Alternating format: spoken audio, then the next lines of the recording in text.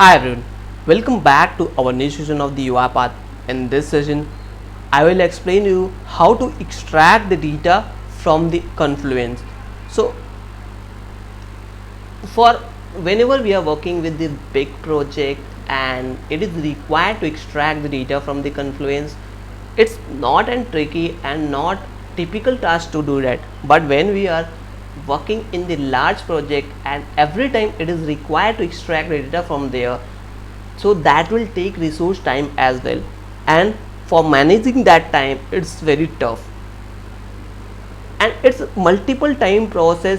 While doing go to the login page and after entering the credential we have to extract the data from that. So automating this stuff is very easy, and once automation is done we can use that script again and again whenever it is required. So because of that, UiPath has come up with a good feature and advanced feature, that is integration with the Confluence.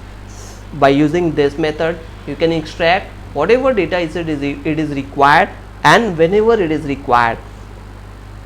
So let's begin with this. I'm not going to cover the dash connection part because I've already covered in the previous session. So if you want to configure or connect your system with Confluence, please watch my previous session of the how to download attachment from Confluence in UiPath or using UiPath, so that you are able to connect your system with Confluence. I am directly starting with the activity for extracting the data. So for performing these action we need two things. One, the UiPath team.confluence.activity should be installed. After installing this, you are able to see Confluence here inside the UiPath team. Once you will click on the content, you are able to get content list. Drag here and we will need one login credential for the Confluence. I have already logged in, because of that I am able to see this. And after logging you are able to create one space as well. For creating space and creating template, please watch my previous session so that you are able to understand how to create space and how to create template automatically using UiPath. So after creating this space you are able to get key. So that key is required for extracting the data.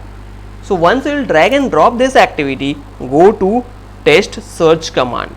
There several fields are available. It's totally dependent on in requirement from which field you want to search it. So now I am selecting only space and space key. Let's search it from here. Now you can see space and space key is available here. So whatever I have selected, I want to see only that part. So let's click on this and enter the value. I am entering UIP2. UIP2 is my key which I copied it from here. You can see. So it will extract data from this only, not from the other space directory and not from the other projects as well. So if you want to select any other fields, it's totally dependent on your requirement, so you can select it. So several other fields are also available. So click on this, add it to 10.